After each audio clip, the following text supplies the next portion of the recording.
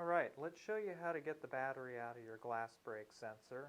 First thing you want to do is remove the face of the detector from the back plate. To do that, if you look at the bottom side of the detector, you'll see this ridged area here. If you kind of gently push in on that, that should release the face from the back plate. And then when you lift that free, flip it over, you'll see the battery clipped into the back side of the device here. That's a 3-volt lithium battery. It's a 123A. Remove the battery. When you get the new battery, go ahead and reinstall it. Look at the printing on the board to show you which way the battery should be orientated. Clip the new battery back in, and then we can reattach it to the back plate.